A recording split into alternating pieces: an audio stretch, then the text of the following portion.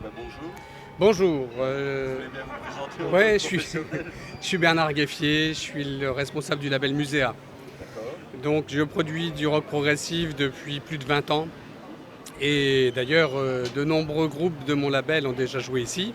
Cette année c'était Overhead qui représentait le label Muséa et peut-être un petit peu chauvin mais je les ai trouvés vraiment fantastiques. Vous n'êtes pas le seul. Je crois que c'est unanime Ouais, par ouais, rapport ouais. à toutes les personnes avec lesquelles j'ai parlé.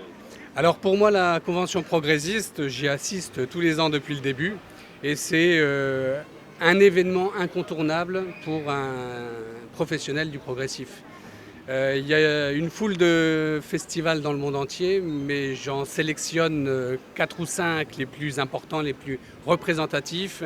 Donc je vais au Nearfest aux États-Unis, je vais au Baraprog au Mexique et je viens en Belgique à la convention progressiste tous les ans avec un plaisir toujours égal. Ah, mais c'est joli ça.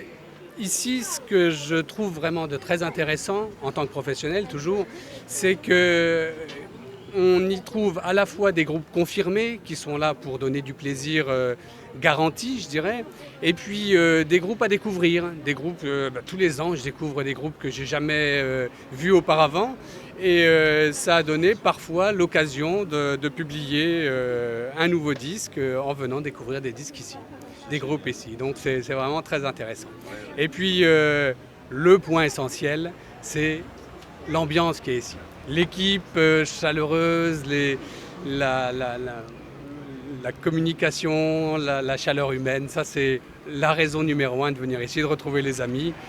C'est vraiment un plaisir renouvelé tous les ans. Je pense que c'est un avis qui est assez unanime aussi. Et comment peut-on dire que le rock progressif se porte en 2006? Alors, le rock progressif en tant que courant musical se porte très bien. Le public n'a jamais été aussi large. Moi, j'ai grand plaisir à voir que dans les festivals, il y a maintenant une proportion importante du public qui est dans une tranche d'âge 20-25 ans, chose qu'on ne voyait pas il y a 10 ans. C'était un phénomène tout à fait nouveau. Par contre, parallèlement à ça, il y a le marché du disque, du CD qui lui est en pleine crise. Alors bon, l'un dans l'autre, ça se compense, je dirais.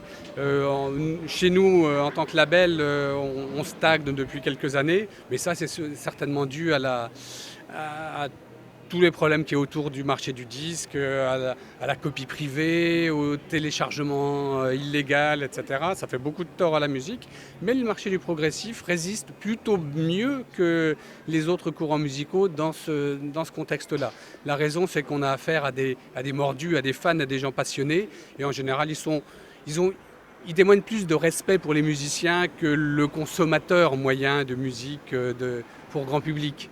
Et dans ce contexte-là, je suis assez positif. Alors, vous êtes un homme très positif. Ouais. Et qu'est-ce qui vous séduit dans le rock progressif? Moi je suis un fan de la première heure, j'ai eu la chance de pouvoir voir Genesis avec Peter Gabriel, etc.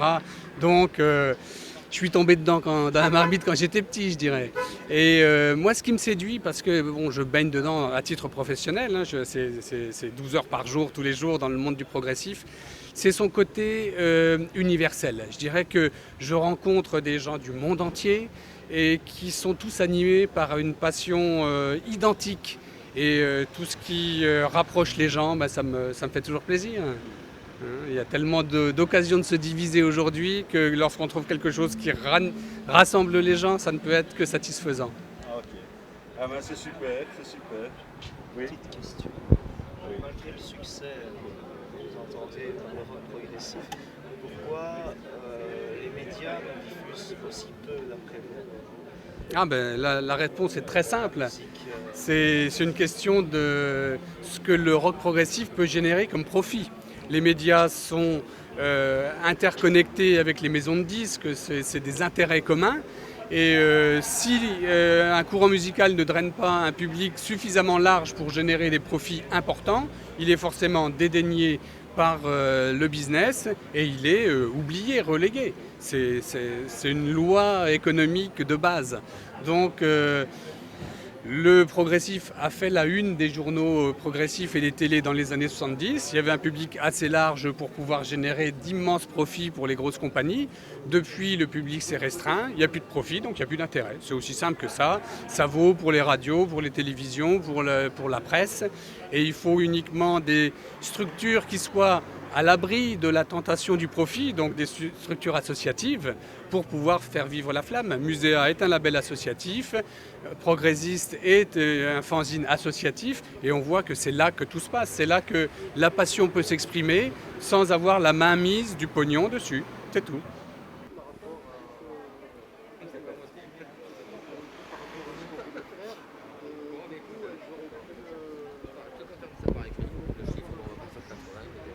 Ouais, tu m'amènes un mail et puis je l'envoie dès que je les ai prêts.